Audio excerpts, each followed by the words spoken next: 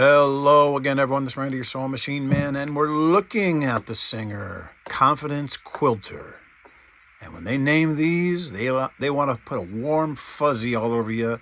And what would be better than having a quilter that gave you confidence? This is it. You're looking at it. According to the folks of Madison Avenue, the name tells you all you need to know. Now, there are people who would call it the Singer Plastic Fantastic, but that wouldn't probably sell as many machines as Confidence Quilter. Wow, that's just got a ring to it. You got to go with that. That's pretty awesome. So this one came in, regular customer of mine, wonderful customer, had it for years, and was messing up again. Of course, she sews a ton. She is a quilter, a serious quilter. And it came in like it always does, with making this, making that, something out of whack. And that's what these things do. I love them. People say, oh, you don't like these machines. Au contraire. We're best friends. I wouldn't have one. I wouldn't recommend one. But I love them because I like to eat. I like a roof over my head. I like a nice warm house and a nice new car. So I like these a lot. They're always out of adjustment if you use them at all. And they're counterintuitive like every other machine. When it's looping underneath, you say, well, I'll just tighten this screw down here. You know, the little screw on the bobbin case that tightens the bobbin thread.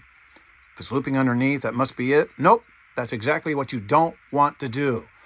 If the tension is off, and of course you look at the tension dial, and it says +1, and over here is -1.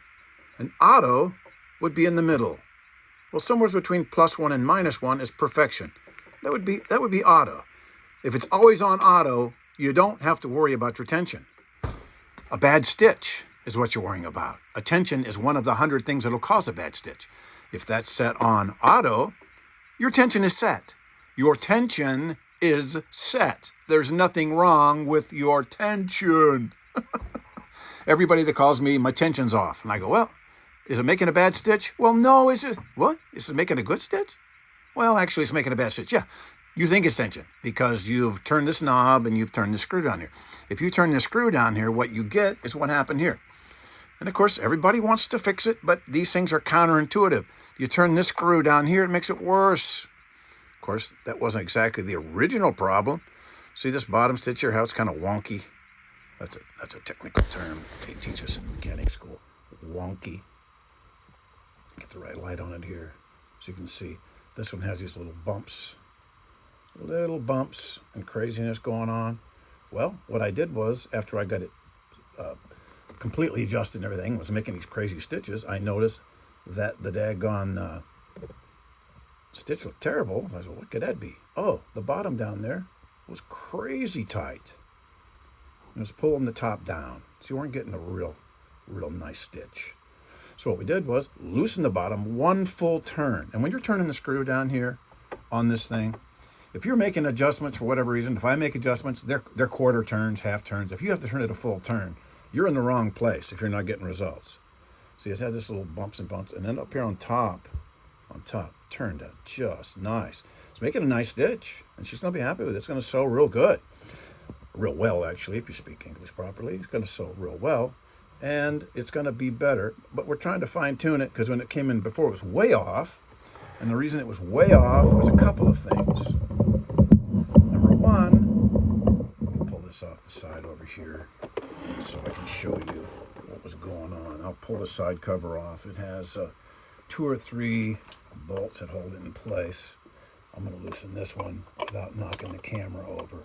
And I say that with all the confidence of the world, that I'm not going to knock the camera over. Okay, so here's something you want to look at sometimes when you're working on a machine and it's driving you crazy because you're getting a frayed stitch or a pull stitch.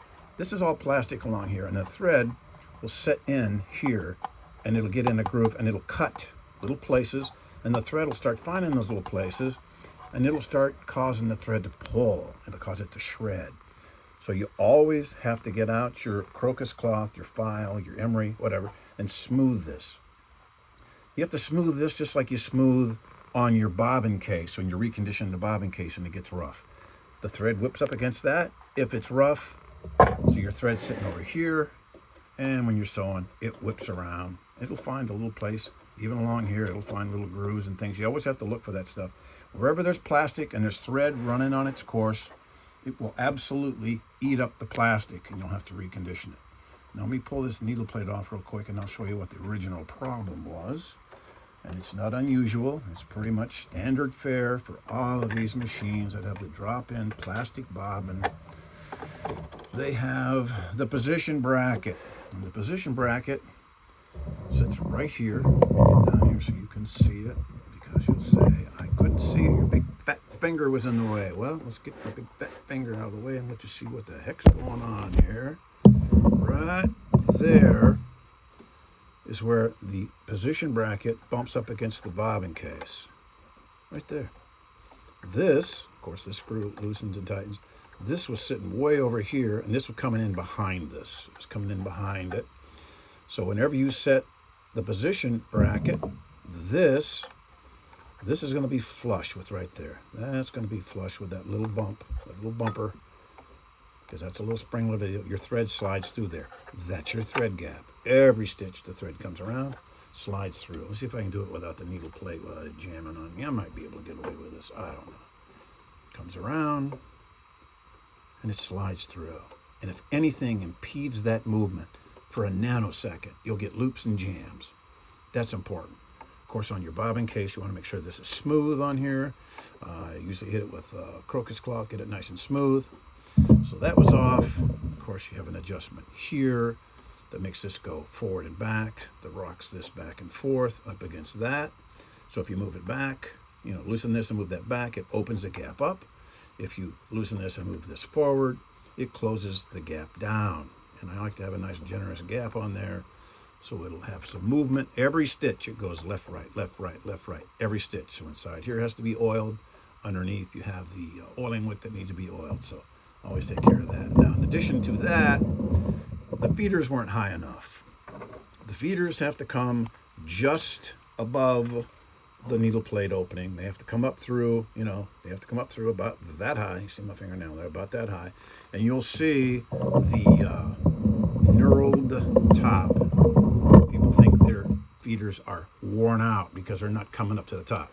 Feeders never, ever wear out, not on a household machine. You may see that on an industrial machine that's selling something real grouchy, like insulation for inside of the Bell helicopters. The people that do it at American Aviation Aeronautics down there, they'll sew on some heavy stuff. You'll wear off, but these will not wear off.